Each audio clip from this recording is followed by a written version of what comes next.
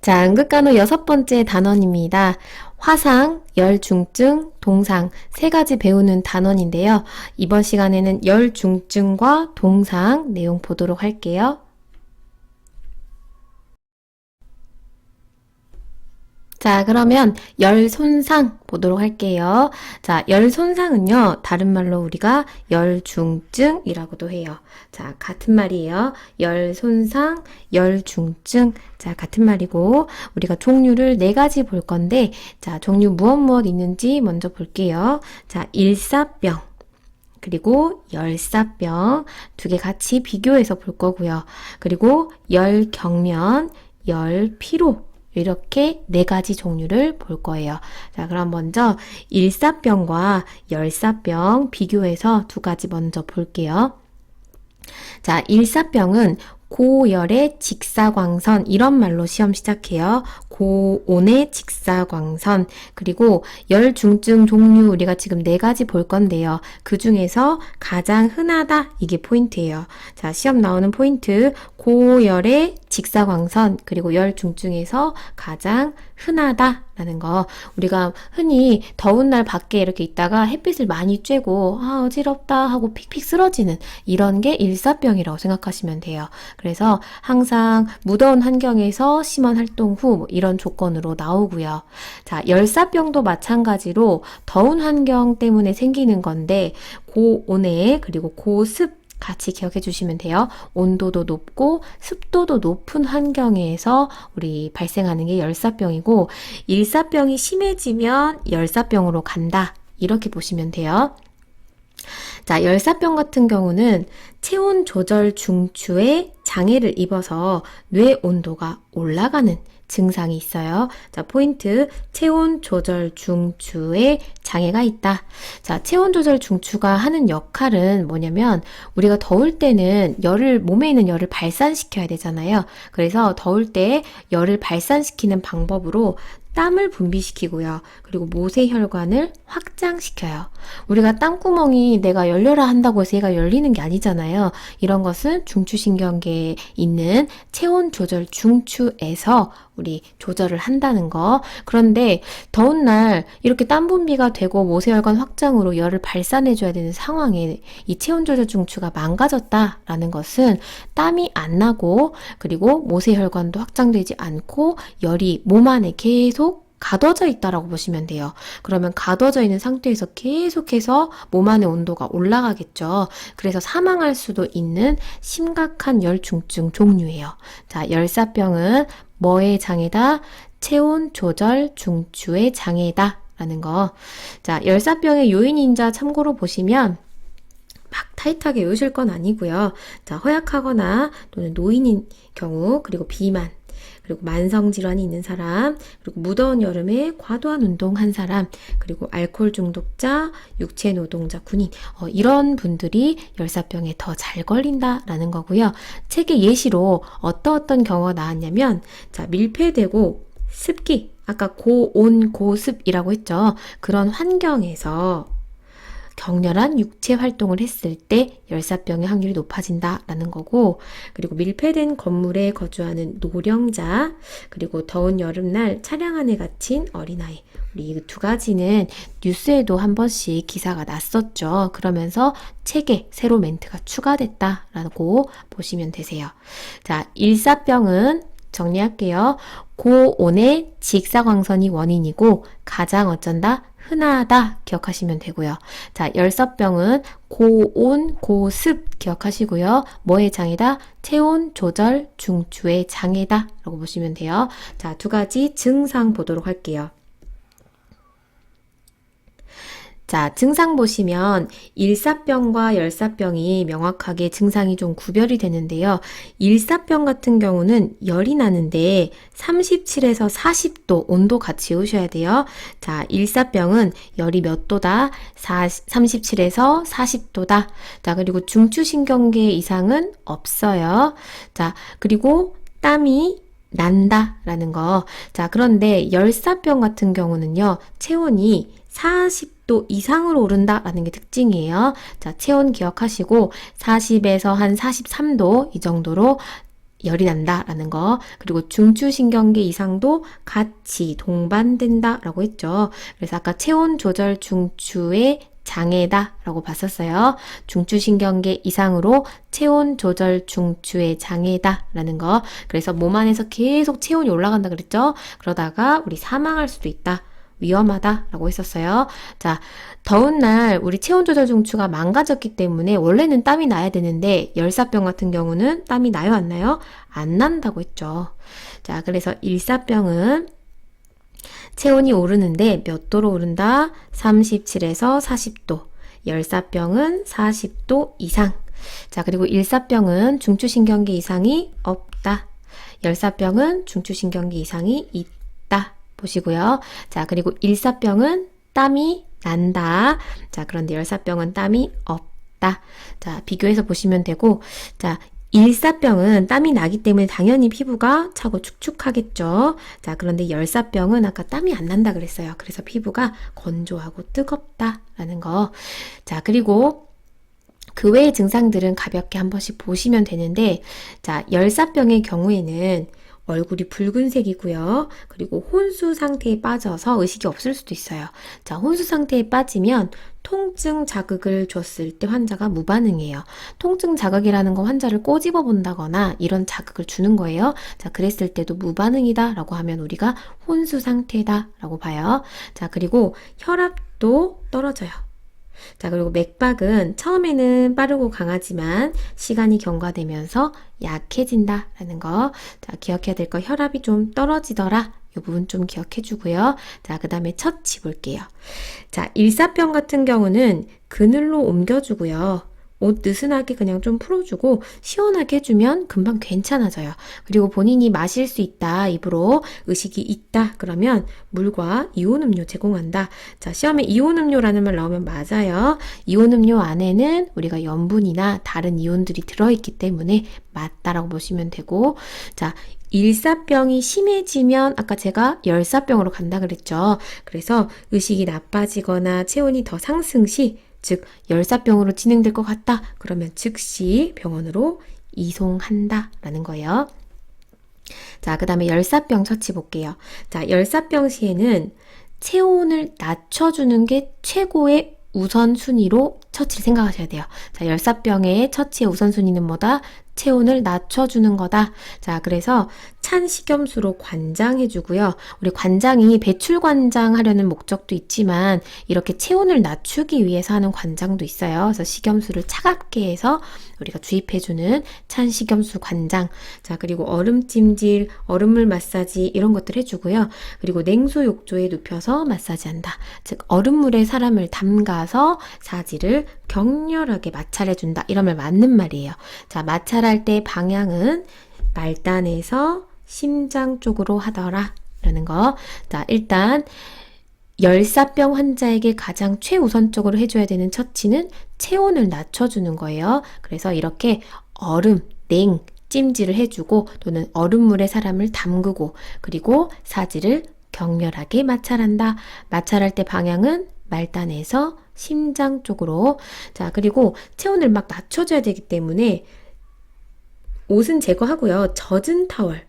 자, 젖은 타월로 환자를 덮고 선풍기로 바람까지 불어줘요. 자, 우리 시험에서 어떻게 환자를 젖게 하는 부분은 거의 대부분 틀리게 나오는데요. 지금 열사병의 경우는 환자를 젖게 해놓고 바람까지 막 휘 불어줘야 돼요. 그래야 체온이 낮아지겠죠. 그래서 젖은 타월로 환자를 덮고 선풍기로 바람을 막 불어라 라는 거. 자, 그리고 환자 혹시 호흡곤란 있으면요, 산소 투여 필요하겠죠. 그리고 필요하면 심폐소생술도 시행을 하더라. 자, 그리고 뇌 온도 상승 부분 볼게요. 자, 뇌 온도가 상승하면 뇌가 붓는데요. 자, 뇌가 붓다 보면 뇌압이 높아지겠죠. 그래서 뇌압을 상승하지 않도록 뇌압이 상승되는 것을 막기 위한 체위는 항상 머리 상승이라고 했었죠. 자, 그런데 이 사람 같은 경우는 아까 혈압도 조금 떨어진다라고 했어요. 그래서 다리도 올려준다. 그래서 약간 누운 V자 자세처럼 머리 살짝 올려주고 다리 살짝 올려주고 이런 누운 V자 자세 정도 취해준다 라고 보시면 돼요. 머리도 상승, 다리도 올려준다 라는 거.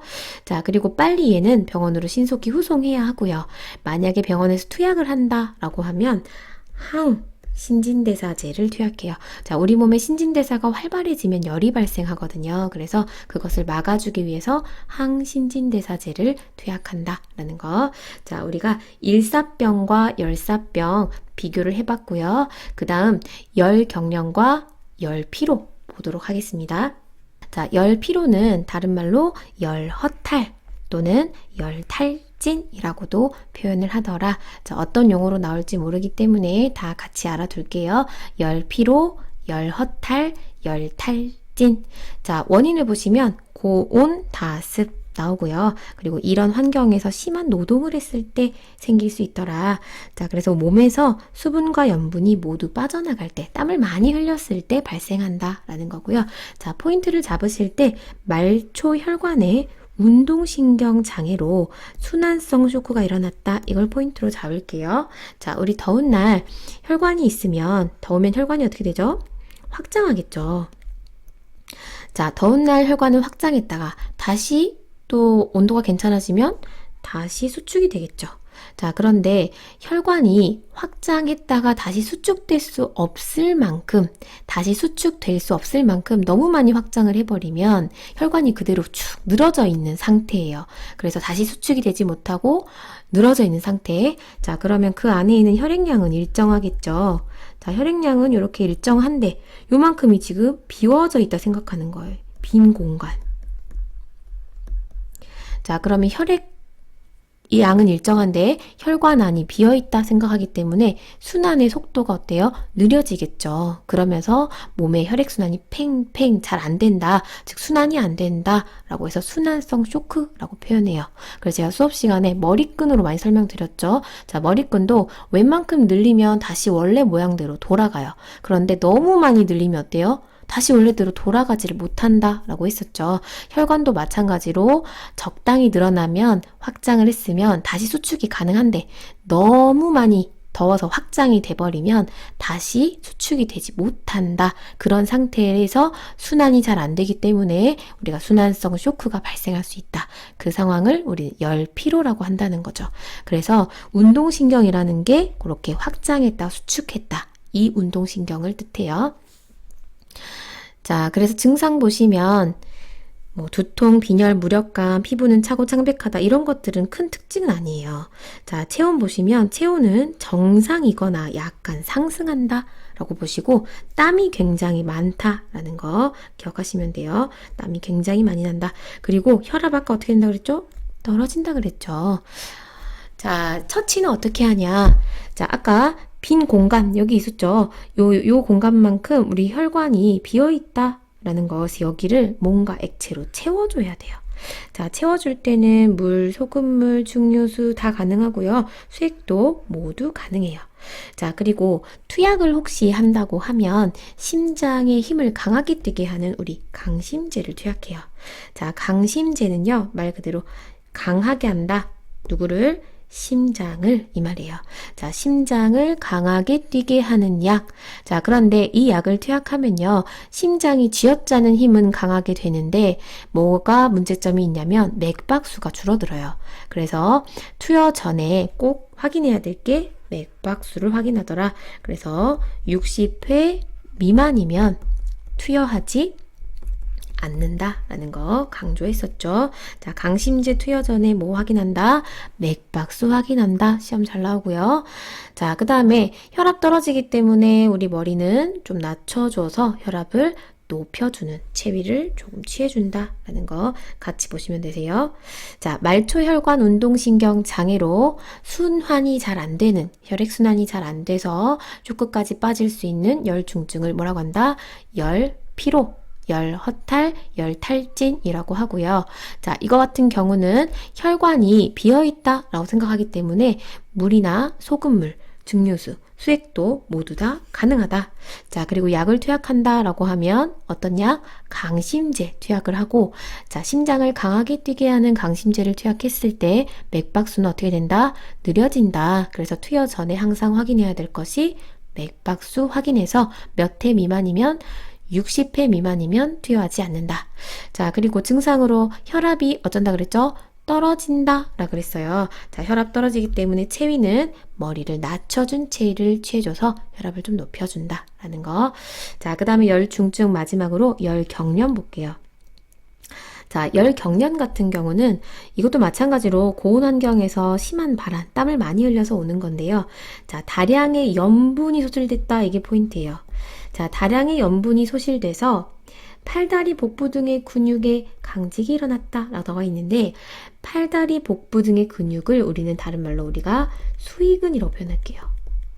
수익근. 자, 열경련은요, 포인트가 수익근이에요. 자, 수익근이라는 거는 내 의지대로 움직일 수 있는 근육이죠. 자, 그리고 반대말 불수익근은 내 의지대로 움직일 수 없는 근육. 그래서 내장 근육들이 있죠. 그런데 열경련 같은 경우는 어떤 근육에 문제가 있는 거? 수의근에 문제가 있는 거다. 자, 그래서 증상에 보시면 수의근에 경련이 일어나고요. 그리고 통증 있다라고 생각하시면 돼요. 무통성 경련 이렇게 나오면 틀리더라. 통증도 있다라고 보세요. 자, 수의근에 경련 있고 통증 있다. 그리고 동공은 산데 커지고요. 피부는 땀 많이 흘리니까 피부가 차고 축축하다라는 거. 열경련은 포인트가 염분이라 그랬어요. 자, 염분이 부족하기 때문에 얘는 뭘 공급해야 된다? 염분을 공급하는 게 중요한 거예요. 그래서 물을 주더라도 소금을 줘야 하고요. 수액을 주면 소금이 들어있는 생리식염수를 줘야 하고요. 음식을 주더라도 짠 음식, 그리고 다량의 수분 같이 공급한다. 자, 그리고 예방이 중요해요. 이미 걸려서 막 경련하고 이런 것보다는 예방이 중요하더라. 그래서 심한 활동 전에는 소금을 복용하도록 해요. 그래서 우리 군인들도 더운 날 심한 어떤 훈련을 하기 전에 군인들 하나씩 이렇게 소금 먹이는 활동 한다고 하거든요. 그래서 어떤 더운 날 심한 활동 전에는 미리 소금을 복용한다 라는 거. 자, 그리고 경련이 일어난 종아리 근육은요, 당연히 그냥 놔두면 안 되고 좀 당겨주고 지압을 좀 해줘야겠죠. 풀릴 수 있게. 자, 열경련 정리할게요. 자, 열경련은 포인트가 염분. 자, 소금이 부족해진 거, 그리고 증상으로 수익은 기억하시면 돼요. 자, 열경련 환자는 뭐가 부족하다? 염분이 부족하다. 그리고 어떤 근육? 수익근에 경련이 있고 통증이 있다. 그래서 이 사람에게 응급처치를 해줘야 될 우선적인 것은 무엇을 공급하는 거? 소금, 염분을 공급하는 거예요.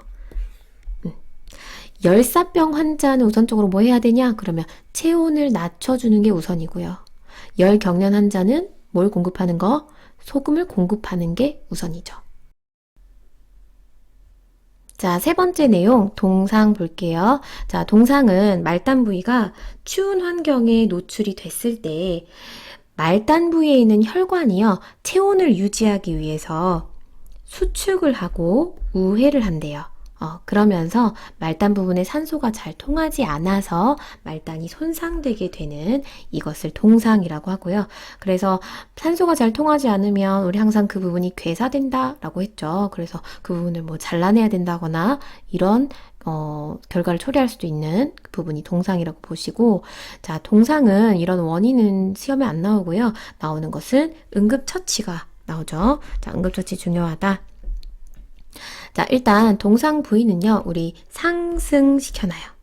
자, 치매 부위를 상승시켜 놓는 이유는 부종을 감소시키고 통증도 감소시키려는 목적에서 치매 부위는 뭐한다? 상승시킨다. 시험 나왔었죠. 자, 그리고 하지가 손상됐을 경우에는요, 걷지 못하게 해요. 자, 하지에 예를 들어 동상을 입었다. 근데 그 부분에 혈관이 얼어있다고 예를 들어 생각해보세요. 그런데 걸었을 때 그 얼어있는 조각들이 다른 곳에 가서 심장 쪽에 있는 혈관을 막을 수도 있고, 뇌 쪽에 있는 혈관을 막을 수도 있겠죠. 그래서 절대로 혈액이 다 액체로 녹을 때까지는 우리 걷지 않도록 한다. 자, 하지 손상 시에 걷지 걷지 못하게 한다. 그래서 무엇을 이용해 이동한다? 들 것을 이용해서 이동을 하더라. 자, 그리고 마사지나 압력은 안 된다 라고 보시면 돼요. 마사지 안 되고 압력도 안 된다. 그래서 시험에 나오는 중요 포인트 하나만 꼽아봐라. 그러면 치매 부위가 상승. 그리고 마사지나 압력은 안 된다. 이게 중요하죠. 자, 그리고 건조한 열이나 전열구, 건조한 열 이런 것들 안 돼요. 그러면 어떻게 따뜻하게 해줘야 되냐? 자, 따뜻한 물에 담그는 거 괜찮고요. 자, 동상 부위를 몇 도 정도? 38에서 42도 정도의 온도 같이 기억해 주세요. 물에 20분에서 40분 정도 담가준다 라고 보시면 되고요. 젖은 옷은 당연히 벗겨야겠죠. 자, 젖은 옷이 가능한 경우는 아까 우리 열 중증 중에 체온을 낮춰야 되는 누구라고 했죠? 열사병의 경우는 젖은 옷을 덮어주고 막 선풍기 불어주고 막 이렇게 했지만 다른 파트에서는 젖은 옷 웬만하면 다 틀리다고 했어요. 동상시에도 젖은 옷은 안 된다. 자, 그리고 따뜻하게 하기 위해서 전체적으로 담요 덮어준다. 그래서 환자를 따뜻하게 할 때는 따뜻한 물에 담그거나 또는 담요를 사용한다. 이 두 부분 보시면 되고요. 그리고 손가락이나 발가락 같은 경우는 소독된 마른 꺼즈를 사이사이에 끼워서 습기를 제거하고요. 젖어있지 않도록 서로 달라붙지 않도록 하는 게 중요하다. 자, 그리고 동상 부위 아파요. 그래서 진통제 필요하면 사용하고요. 혹시라도 궤양이 생겼으면 파상풍 접종해라 라는 거. 자, 그리고 당연히 뭐 조이는 옷은 풀어주고 필요하면 인공호흡 해라 이런 것들은 뭐 당연히 맞는 말이고요. 자, 문제 풀이하고 마무리하도록 할게요. 자, 문제 1번. 고온 환경이다 라고 나왔어요. 열 중증 문제다 라는 거예요. 자, 고온 환경에서 심한 육체적 노동을 하다가 통증을 호소하면서 수의근의 경련. 자, 통증이 있고 수의근의 경련이 있는 거 우리 뭐였죠? 열 경련이었죠. 자, 열 경련 시에 응급처치를 옳은 것을 골라라 라는 거예요. 자, 열 경련 지금 더워 죽겠는데 뜨거운 거 아니죠. 자, 그리고 이온 음료를 제공한다. 이게 맞죠. 이온 음료에도 우리 염분이 들어있다 라고 했어요. 그래서 이온 음료 맞는 말. 자, 그리고 경련을 일으킨 근육은 그대로 둔다가 아니죠. 우리가 마사지 해준다 라는 걸로 보시면 되고요. 그리고 설탕물 아니죠. 소금물 마시게 해야 되고요. 소금물.